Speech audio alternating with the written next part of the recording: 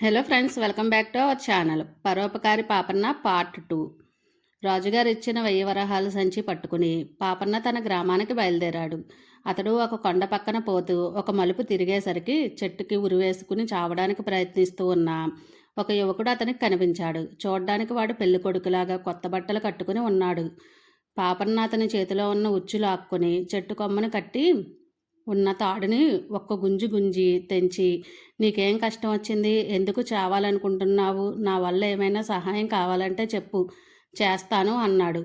ఈ మాట విని ఆ యువకుడు, నన్నెందుకు చావనివ్వకుండా ఆపావు, నేను బతికి ఉంటే అన్నీ కష్టాలే, కనీసం 100 వరహాలైనా లేనిది నా మానం దక్కదు. నాకిప్పుడు 100 వరహాలు ఎవరిస్తారు, లోకంలో అటువంటి దాతలు ఉంటే నేను ఆత్మహత్య చేసుకునే పరిస్థితి రాకేపోనును అంటూ ఏడవడం ప్రారంభించాడు. పాపన్న వాణ్ణి ఓదార్చి, ఏడవకు, నీకు కావలసిన 100 వరహాలు నేనిస్తాను, వాటితో నీ కష్టాలు గట్టెక్కే పక్షంలో సుఖంగా బతుకు అంటూ సంచి విప్పి 100 వరహాలు ఎంచి ఆ యువకుడి చేతిలో పోశాడు.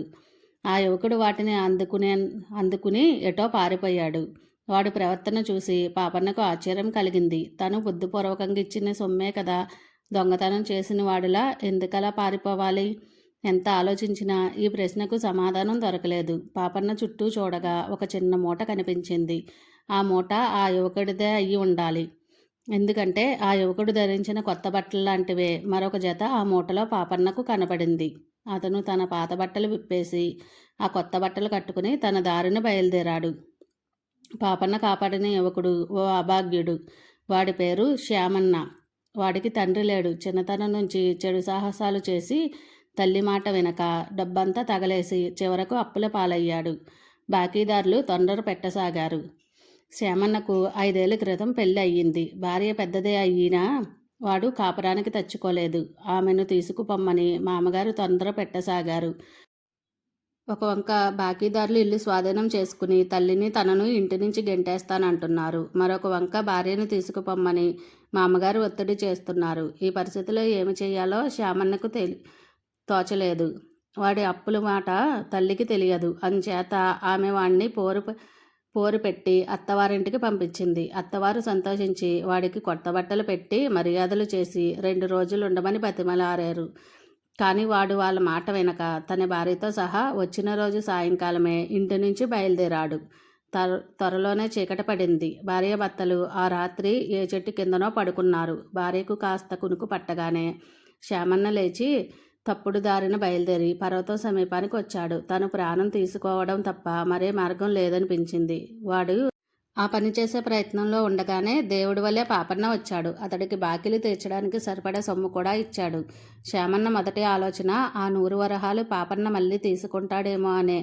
ఆ భయంతోనే వాడు తన మూటను కూడా మరిచి పారిపోయాడు. కానీ కొంత దూరం వెళ్ళాక వాడికి మరొక ఆలోచన వచ్చింది. ఈ 100 వరహాలతో ఇల్లు మాత్రమే దక్కుతుంది. అయితే పాపన్న సంచిలో ఇంకా ఎన్నో వరహాలున్నాయి. అవి కూడా సంపాదించగలిగితే తాను నిశ్చితంగా కొంతకాలం పాటు ఒక వెలుగు వెలగవచ్చు. శ్యామన్న పాపన్నను దొంగ దెబ్బ కొట్టి అతని వద్ద ఉన్న సంచి కాజేయాలని నిశ్చయించుకున్నాడు. ఒక పెద్ద రాయి తీసుకుని పాపన్న వచ్చే దారిలో మాటు వేసి కూర్చున్నాడు. కొంతసేపు గడిచాక పాపన్న అటుగా వచ్చాడు. అతన్ని దాటిపోనిచ్చి వెనకాల శ్యామన్న పాపన్న తల మీద రాయితో బలంగా కొట్టాడు. పాపన్న స్పృహ తప్పి పడిపోయాడు. శ్యామన్న అతన్ని రొండిన ఉన్న సంచిని తీసుకుని దూరంగా వెళ్ళి ఒక రహస్య ప్రదేశంలో సంచి విప్పి వరహాలు ఎంచుకున్నాడు. అంత డబ్బు చేతికి రాగానే శ్యామన్న మతస్థితి పూర్తిగా మారిపోయింది. ప్రాణం మీద మమత తిరిగి వచ్చింది. భార్య మీద ఎక్కడలేని అభిమానము పుట్టుకొచ్చింది. తాను అది వరకు గడిపిన జీవితం మీద రోత కూడా పుట్టింది. ఇక మంచి సన్మార్గంలో బతకాలని నిశ్చయించుకున్నాడు. తన భార్య ఏమై ఉంటుందా అనుకుని శ్యామన్న పుట్టింటికే తిరిగి వెళ్ళుంటుందిలే అని నిశ్చయించుకున్నాడు. తన దగ్గర ఇప్పుడు పుష్కలంగా డబ్బు ఉన్నది కాబట్టి పట్నం వెళ్ళి భార్యకు నగలు చీరలు కొనుక్కొని అత్తవారింటికి వెళ్ళి అక్కడ కొన్ని రోజులు సరదాగా గడిపి తర్వాత తన గ్రామానికి వెళ్ళడానికి నిశ్చయించుకున్నాడు. తెల్లవారినాక శ్యామన్న నగరం చేరుకున్నాడు. నగల వర్తకుడి దుకాణంలోకి వెళ్ళి నగలు బేరం చేయసాగాడు. అయితే శ్యామన్న చేతిలో ఉన్న సంచిపై రాజముద్ర ఉండటం గమనించిన నగల వర్తకుడు రహస్యంగా తన మనిషి ద్వారా రాజుగారికి కౌరు పంపి నగలు చూపించే మేష మీద కబుర్లు చెబుతూ శ్యామన్నను చాలాసేపు దుకాణంలో కూర్చోబెట్టాడు. చివరకు రాజభటులు వచ్చి శ్యామన్నను పట్టుకుని రాజుగారు ఎదుట పెట్టారు. సంచిని రాజుగారు గుర్తించాడు. అందులో ఉన్న సొమ్ము ఎంచితే లెక్క ప్రకారం 1000 వరహాలు ఉన్నాయి. 1 వరహా ఖర్చు చేయడానికి కూడా శ్యామన్నకు అవకాశం దొరకలేదు. నీకు ఈ సంచి ఎలా వచ్చింది అని రాజుగారు అడిగితే శ్యామన్న ఎవరో దాత ఇచ్చాడని చెప్పాడు. ఎందుకు ఇచ్చాడంటే చెప్పలేకపోయాడు. మీదే గ్రామం అని అడిగితే శ్యామన్న తన గ్రామం పేరు చెప్పక మరొక గ్రామం పేరు చెప్పాడు. ఆ గ్రామంలో వారిని గురించి ఏమీ చెప్పలేకపోయాడు. రాజుగారు అనుమానం మీద శ్యామన్నను జైలు ఖైదు చేయించి పాపన్న క్షేమంగా ఇల్లు చేరినది లేనిది తెలుసుకురమ్మని భటులను పాపన్న ఇంటికి పంపాడు. ఈ లోపల అక్కడ శ్యామన్న భార్య పద్మ తన భర్త లేచి వెళ్ళిపోయిన కొద్దిసేపటికి నిద్ర లేచింది. తన భర్త తనను ఒంటరిగా వదిలి ఎటో వెళ్ళిపోయాడని నిశ్చయించుకున్నాక ఆమె శ్యామను ఊహించినట్లుగా పుట్టింటికి పోలేదు. అత్తవారింటికి పోవాలని ఆమె చాలా కాలంగా తహతహలాడుతున్న మనిషి కావడం చేతను పుట్టింటికి తిరిగి వెళితే అందరూ నీ భర్త ఏమయ్యాడు అని అడుగుతారన్న భయంతో పద్మ ముందుకే సాగింది. ఎవరినన్నా అడిగి దారి తెలుసుకుంటూ అత్తగారి ఊరు పోవాలనుకున్నది. చాలాసేపు నడిచి ఆమె పాపన్న పడి ఉన్న చోటికి వచ్చింది. అతను ధరించిన బట్టలు తన భర్తకు తన వాళ్ళు పెట్టినవే కావడం చేత ఆ పడి ఉన్నది తన భర్తే అనుకున్నది. అదిగాక ఆమె ఇంతవరకు భర్తమ్మకు ఎలాగ ఉంటుందో సరిగ్గా ఎరగదు. తన భర్తను ఎవరో కొట్టారని ఆదుర్దా పడుతూ ఆమె పాపన్నకు సేవ చేసింది. పాపన్న త్వరలోనే తేరుకున్నాడు. తల వెనక భాగం తడిమి చూసుకుంటే బొప్పు కట్టి ఉన్నది. అసలే దృఢమైన మనిషి కనుక దాన్ని అతను లక్ష్య పెట్టలేదు. అతను పద్మను చూసి ఎవరో ఈ మనిషి అనుకున్నాడు. అతనికి స్పృహ రాగానే పద్మ దూరంగా వెళ్ళి తల వంచుకుని నిలబడడం చేత ఆమె తనకు సేవ చేసిన సంగతి కూడా పాపన్న ఎరగడు. అతను తన సంచి కోసం తడువుకుని నన్ను కొట్టి దొంగలెవరో నా సంచి ఎత్తుకుపోయారు అనుకున్నాడు. పద్మ మాట్లాడలేదు. పాపన్న జరిగిన దానికి చింతించే రకం కాదు. అతను లేచి బట్టలు దులుపుకొని తన దారిన తన స్వగ్రామం కేసి బయలుదేరాడు. పద్మ అతనికి కొంచెం వెనక మౌనంగా నడవసాగింది. ఈ సంగతి గమనించిన పాపన్న వెనక్కి తిరిగి, ఏమమ్మా, ఎవరు నువ్వు? నీకు తోడెవరూ లేరా? ఎక్కడికి పోతున్నావు? అవసరమైతే నీవు పోవలసిన చోట వదిలి నా దారిని నేను పోతాను. పరోపకారం చెయ్యమని మా గురువుగారు నాకు బోధించారు అన్నాడు. అతని మాటలు విని పద్మ దొంగలు కొట్టిన దెబ్బతో తన భర్తకు మతి చెడిందనుకుంది. మీరు తప్ప నాకెవరున్నారు? నేనెక్కడికి పోగలను? మీరెక్కడికి పోతే నేను అక్కడికే పోవలసిన దాన్నే అన్నది. ఈ మాటల అంతరార్థం పాపన్నకు తెలియలేదు. అయినా అతను నిస్సంకోచంగా అయితే, నేను మా ఇంటికే పోతున్నాను, నా వెంట వచ్చేయి, మా అమ్మ నీ సంగతి అంతా చక్కగా వివరిస్తుంది అన్నాడు. ఈ మాటలు విని పద్మ ఎంతో సంబరపడింది. ఇద్దరూ పాపన్న ఇంటికి చేరుకున్నారు. పాపన్న కోసం అతని తల్లి ఎంతో ఆదుర్దాగా వేచి ఉన్నది. ఆమె పాపన్నను చాటుగా పిలుచుకుపోయి ముందుగా పద్మ విషయం అడిగింది. ఆమె ఎవరో నాకు తెలియదమ్మా. దారిలో కలిసింది. ఒంటరిదిలాగుంది. నా వెంటపడి వచ్చింది. దిక్కులేని మనిషి కాబోలని వెంట తెచ్చాను. నేను ఏదన్నా అడిగితే సరిగ్గా చెప్పడానికి సిగ్గుపడి తల వంచుకుంటున్నది. నీవే ఆమె విషయం విచారించు, చేతనైతే సహాయం చేద్దాము అన్నాడు పాపన్న. తర్వాత అతను తల్లికి తన చదువు గురించి, రాజకుమారుణ్ణి రక్షించడం గురించి, రాజుగారు చేసిన సన్మానం గురించి, ఇంటికి వస్తూ ఉండగా ఆత్మహత్యకు ప్రయత్నించిన యువకుని గురించి, తర్వాత తనను దారిలో దొంగలు కొట్టి వరహాలు సంచి కాజేయడం గురించి సవిస్తరంగా చెప్పాడు. ఇదంతా పక్కన ఉండి వింటున్న పద్మకు 2 విషయాలు స్పష్టంగా తెలిసిపోయాయి. ఈ పాపన్న తన భర్త కాడు. తన భర్త ఒంటరిగా విడిచిపోయినాక ఆత్మహత్య చేసుకోబోయి పాపన్న చేత రక్షించబడ్డాడు. అతని వద్ద 100 వరహాలు కూడా పుచ్చుకున్నాడు. ఆ తర్వాత తన భర్త ఏమయ్యాడో ఆమె ఏమాత్రం ఊహించలేకపోయింది. అంతలోనే రాజభటులు వచ్చి చేరారు. ఒక యువకుడు 1000 వరహాలు రాజముద్ర గల సంచితో పట్టుబడ్డాడు. వారు పాపన్నతో చెప్పారు. పాపన్న తన సంచి పోయిన సంగతి వారితో చెప్పి, అందులో 900 వరహాలే ఉండాలి. రాజుగారు నాకు ఇచ్చిన 1000 వరహాల్లో ఒక 100 వరహాలు ఒక అభాగ్యుడికి ఇచ్చాను అన్నాడు. అతని సంచి నుంచి తీసి తాను కట్టుకున్న కొత్త బట్టలు కూడా రాజభటులకు చూపాడు. దొరికిన దొంగ అలాంటి బట్టలే కట్టుకుని ఉన్నాడని రాజభటులు చెప్పారు. తన సంచి కాజేసిన వాడు తన చేత రక్షించబడ్డవాడేనని పాపన్నకు తెలిసిపోయింది. దొంగ తన భర్తేనని పద్మకు కూడా తెలిసిపోయింది. ఆమె ఏడుస్తూ పాపన్న కాళ్ళపై పడి, బాబు, నా భర్తకు శిక్ష పడకుండా చూడండి, నా కాపురం నిలబెట్టండి అని బతిమిలాడింది. పాపన్న పద్మను దుఃఖించవద్దని చెప్పి రాజుభటుల వెంట రాజుగారి వద్దకు వెళ్ళాడు. చెరలో ఉన్న శ్యామన్నను గుర్తుపట్టాడు. శ్యామన్న తను చేసిన ద్రోహం ఒప్పుకుని తన పేదరికం ఎలాంటిదో వివరించి బావురమని ఏడ్చాడు. శ్యామన్న కోసం కాకపోయినా ఏ పాపం ఎరగని పద్మ సౌఖ్యం కోరి పాపన్న రాకుమారుడితో శ్యామన్నను శిక్షించకుండా కావలసి వస్తే వాడి శిక్ష నేను అనుభవిస్తాను అని. ఆ పిల్ల చాలా మంచిది, కొత్తగా కాపురానికి వస్తున్నది, భర్తతో సుఖపడాలని ఎంతగానో కలలు కన్నది. నా 1000 వరహాలు వాళ్ళకే నిశ్చయించాను. ఒకరికి కష్టం కలిగించడం తేలిక, సుఖం కలిగించడం గొప్ప విషయం అన్నాడు పాపన్న. చెప్పిన మాటల ఫలితంగా రాజకుమారుడు శ్యామన్నను శిక్షించకుండా వదిలిపెట్టడమే కాక అతని భార్యతో సుఖంగా కాపురం చేయడానికి తగినంత ధనాన్ని కూడా ఇచ్చాడు. పాపన్న శ్యామన్నను తన ఇంటికి తీసుకుపోయి అతనికి పద్మను అప్పగించాడు. ఇది పరకు ఏం చేశావో చేశావు, ఇకనైనా బుద్ధిగా బతుకు, నీ భార్య రత్నం లాంటిది అని హితవు చెప్పి పంపించేశాడు పాపన్న. పెళ్లి చేసుకుని ఒక వింటివాడైతే బాగుండునని అతని తల్లి అనుకున్నది. ఎందుకంటే పాపన్న చదువుకున్నాడు, రాజు బహుమానం కూడా పొందాడు, పెళ్ళీడు వాడయ్యాడు. అయినా ఊర్లో వారెవ్వరూ పాపన్నకు పిల్లనిస్తామని ముందుకు రాలేదు. ఎందుకంటే అతను ప్రయోజకుడని నమ్మకం ఎవ్వరికీ కుదరలేదు. ఇప్పటికీ అతను అస్తమాను పరోపకారం చేయడంలోనే మునిగి ఉంటున్నాడు కానీ తన సొంత వ్యవహారాలేమీ చూసుకోవడం లేదు.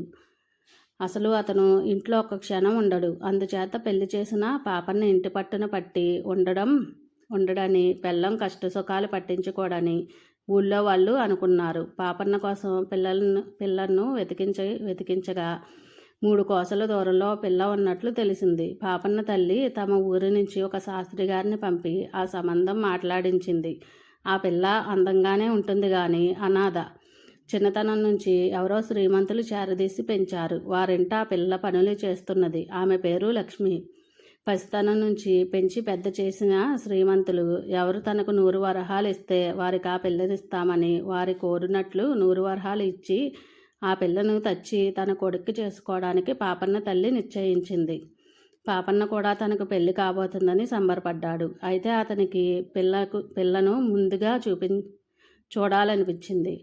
కానీ ఈ మాట పైకి అంటే అందరూ నవ్వుతారనుకుని పెళ్లి కూతురికి నగలు కొనే నెపం మీద పట్టణానికని బయలుదేరాడు పాపన్న. సంబంధం మాట్లాడి వచ్చిన శాస్త్రీయులు పిల్ల చేసే పనులను గురించి, ఆమె ఉండే శ్రీమంతుల ఇంటిని గురించి చాలా చెప్పాడు. లక్ష్మి తెల్లవారుజామునే పశువులకు పాలు తీస్తుంది. ఆ సమయంలో ఆ గ్రామంలో చేరుకునే ఉద్దేశంతో పాపన్న డబ్బు సంచి రొండిన కట్టి 3వ జామునే ఇల్లు కదిలాడు. పాపన్న సగం దూరం వెళ్ళాడో లేదో అతనికి ఒక బండి ఎదురయ్యింది. బండి ఒక పక్కన ఆటవాలుగా నిలబడి ఉంది. దానికి ఎద్దు లేదు. బండి పక్కన ఒక యువతి ఉన్నారు. యువకుడు బాధతో మూలుగుతున్నాడు. వాడికి యువతి ఏవో ఉపచారాలు చేస్తూ కన్నీరు కారుస్తూ, అయ్యో ఎంత చిక్కు వచ్చింది, నీవు బండి లాగలేవు, దెబ్బ బలంగా తగిలింది, ఇప్పుడు మన గతి ఏమిటి అని వాపోతున్నది. పాపన్న పరుగున వారిద్దరిని సమీపించి, మీకిప్పుడు వచ్చిన చిక్కేమిటి, నా వల్ల ఏమైనా సహాయం కావాలంటే చెప్పండి, పరోపకారార్థం మిదం శరీరం అన్నాడు. అయ్యా, నా పేరు రంగడు. మేమిద్దరం తెల్లవారే లోపల చాలా దూరం వెళ్ళాలి. ఎద్దు లేకపోవడం చేత నేనే బండి లాగుతూ చీకట్లో ఎదురు దెబ్బ తగిలి పడ్డాను. గాయమయ్యింది. ఈ బాధతోనూ ఈ కాలుతోనూ నేనిక బండి లాగలేను. మేము తెల్లవారేలోగా మా ఊరు చేరకపోతే మా ఇద్దరు బతుకు భ్రష్టలైపోతుంది అన్నాడు యువకుడు. అందుకు మీరేమీ విచారించవద్దు, నేను బలశాలిని. నీవు కూడా బండి ఎక్కు, నాకు దారి చెప్పు, నేను బండి లాగుతాను అన్నాడు పాపన్న. ఆ పని చేస్తే బతికిపోతాం బాబు అంటూ ఆ యువకులు బండి ఎక్కారు. పాపన్న బండి లాగుతూ, మీ ఇద్దరు దంపతులా అని అడిగాడు. మాకింకా పెళ్లి కాలేదండి, ఊరు చేరగానే చేసుకుంటాం. ఇది ఒక దిక్కులేని పిల్ల, ఒక ధనికుల ఇంట పని మనిషిగా ఉంటున్నది. దీని చిన్నతనం నుంచి వారే పెంచారు. నేను వాళ్ళ పొరుగింటిలో పని చేస్తూ ఉంటాను. చాలా కాలంగా మేమిద్దరం ప్రేమించుకుంటున్నాం. దాన్ని నేను పెళ్లి చేసుకుంటానని దాని యజమానిని అడిగాను. 100 వరహాలు ఇస్తే ఒప్పుకుంటానన్నాడు. నా దగ్గర 100 వరహాలు కాదు కదా, 2 వరహాలు కూడా లేవు. అందుచేత ఏమి చెయ్యలేకపోయా. ఇంతలో పొరుగురు నుంచి ఎవరో 100 వరహాలు ఇస్తామని కబురు చేశారు. దీని యజమాని ఒప్పుకున్నాడు. దీన్ని చేసుకోబోయేవాడు మట్టి బుర్ర అని తెలిసింది. ఈ మాట విని అది ఏడ్చింది. మేమిద్దరం రహస్యంగా మా తాతగారి ఊరు పారిపోవడానికి నిశ్చయించుకుని అర్ధరాత్రి వేళ బయలుదేరాం. కానీ మధ్యదారిలో నాకు ఈ దెబ్బ తగిలింది. అంతలో దేవుడి వలె మీరొచ్చి మమ్మల్ని కాపాడారు అన్నాడు రంగడు. ఈ కథంతా వినకముందే పాపన్న బండి లాగడం మానేసి నిలబడిపోయాడు. చివరికతను ఈ పిల్ల పేరేమిటి అని అడిగాడు. లక్ష్మి అని రంగడు చెప్పాడు. అయితే మీరు పారిపోవలసిన అవసరం లేదు, తిరిగి పోదాం అంటూ పాపన్న బండిని తిప్పాడు. ఉండండి, మేము ఆ ఊరిలో కనిపిస్తే మమ్మల్ని ఇద్దరినీ చీలుస్తారు అని రంగడు విలవిల్లాడాడు. ఆ ధనికుడికి డబ్బు ఇవ్వకుండా లక్ష్మిని ఎత్తుకుపోవడం అసలైన నేరం. హాయిగా డబ్బు పారేసి మహారాజులాగా పెళ్ళాడు అన్నాడు పాపన్న. నా దగ్గర చిల్లి గవ్వలేదని ఈలోగడే చెప్పాను కదా అన్నాడు రంగడు. నా దగ్గర డబ్బున్నది, నీకు కావలసిన 100 వరహాలు నేను ఇస్తాను, సరేనా అన్నాడు పాపన్న. వారు ముగ్గురు లక్ష్మి ఉండే గ్రామం చేరేసరికి తెల్లవారిపోయింది. లక్ష్మి పారిపోయిందని అప్పటికే తెలిసి శ్రీమంతుడు ఉగ్రుడై పులిలాగా అటు ఇటు పచర్లు చేస్తున్నాడు. పాపన్న ఆయనతో, అయ్యా అదిగో 100 వరహాలు, ఈ రంగణ్ణి లక్ష్మిని పెళ్ళాడనివ్వండి. 100 వరహాలు ఎవరిస్తే వారికి లక్ష్మిని ఇచ్చేస్తారన్నారు కదా అన్నాడు. నిజమే, కానీ లక్ష్మిని పాపన్న అనే అతనికి ఇచ్చి చేస్తానని మాట ఇచ్చేశాను. రేపో ఎల్లుండో వారు పైకం తీసుకువస్తారు. లక్ష్మిని రంగడికిస్తే నేను మాట తప్పిన వాడిని అవుతాను అన్నాడు శ్రీమంతుడు. ఆ భయం మీకేమీ వద్దు, ఆ పాపన్నని నేనే. పాపం వాళ్ళిద్దరూ చాలా కాలంగా ఒకరినొకరు ప్రేమించుకుంటున్నారట. నేను ఈ పిల్లని కాకపోతే మరో పిల్లని చేసుకుంటాను అన్నాడు పాపన్న. రంగడు లక్ష్మి పాపన్న కాళ్ళపై పడి మట్టి బుర్ర అన్నందుకు క్షమించమని చెప్పుకున్నారు.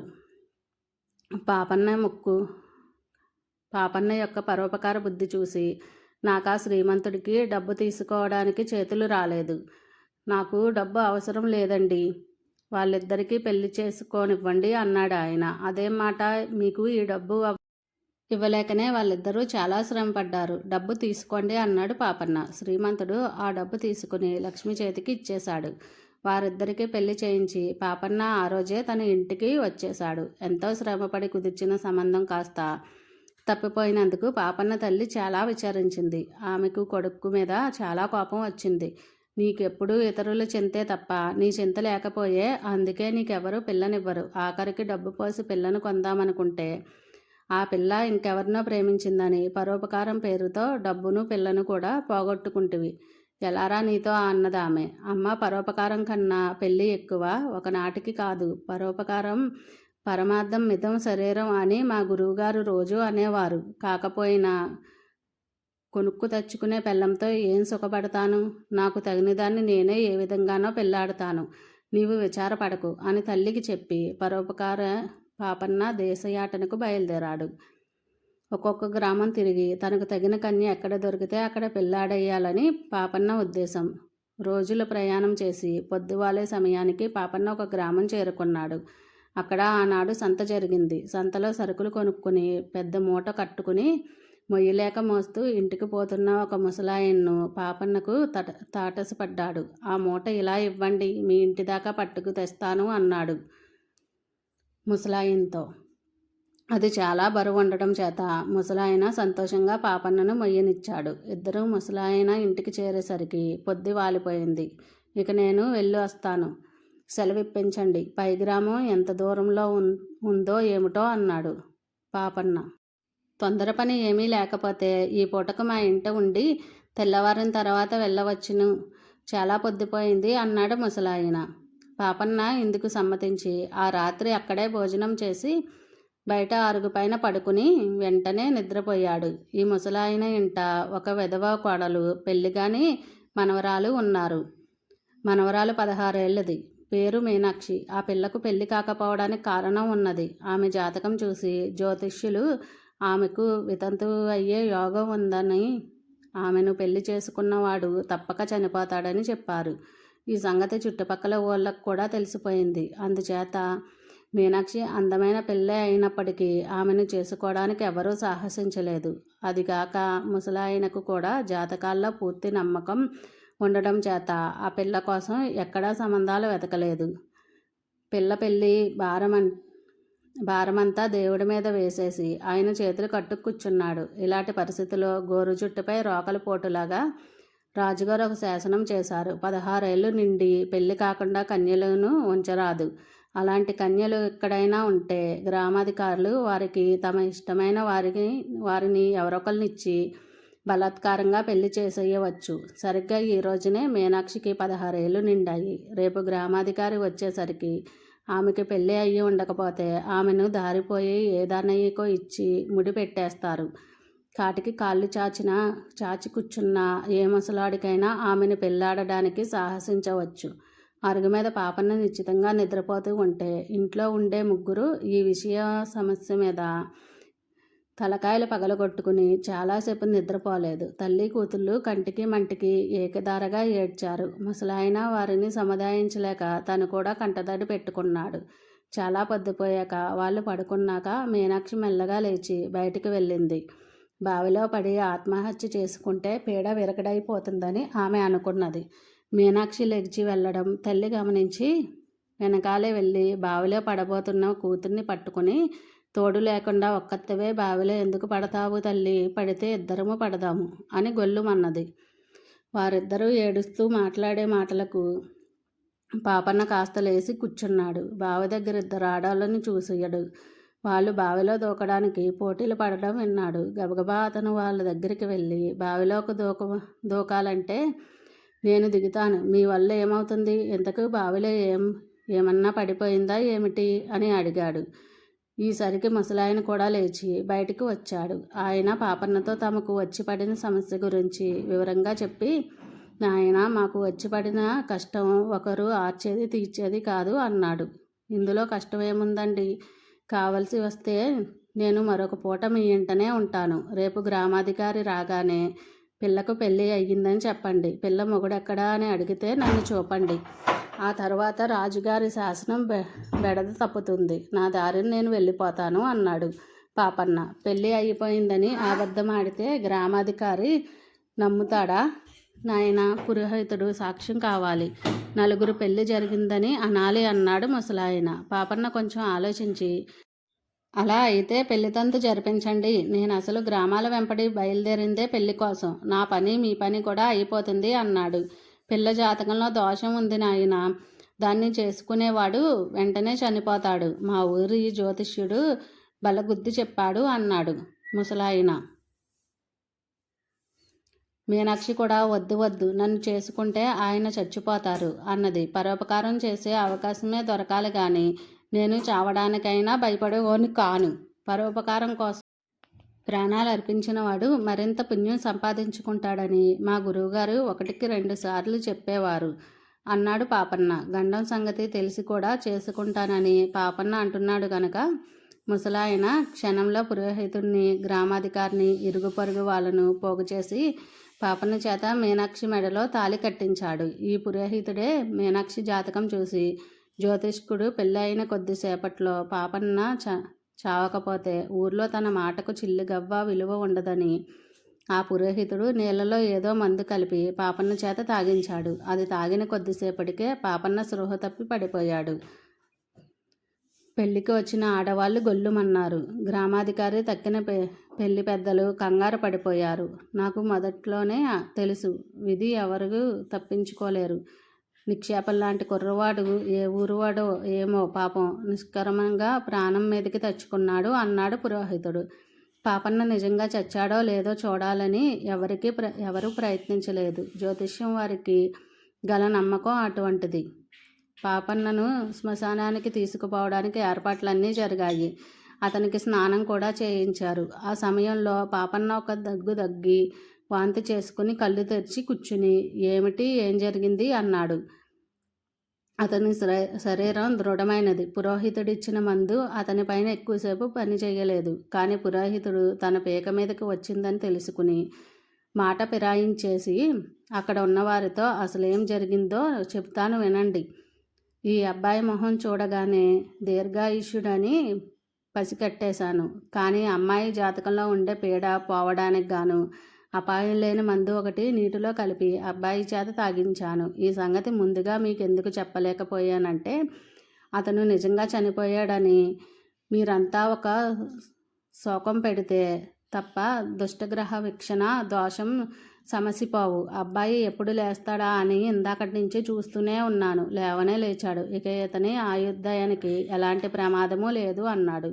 ఈ మాటలు అందరూ నమ్మారు. పాపన్న తన భార్యతో అత్తవారింట 3 నిద్రలు చేసి ఆమెతో సహా ఇంటికి తిరిగి వచ్చాడు. ఒక్క కానీ ఖర్చు లేకుండా పాపన్న చక్కని చుక్కను భారీగా తెచ్చినందుకు అతని తల్లి సంతోషించింది. తనకు ఆపదలో అడ్డుపడడం కోసం తన ప్రాణాలను కూడా ఇవ్వడానికి కూడా సిద్ధపడిన మీనాక్షి పాపన్నను దేవుడి కంటే ఎక్కువగా చూసుకుంటూ అతనితో సుఖంగా కాపురం చేసుకుంటుంది.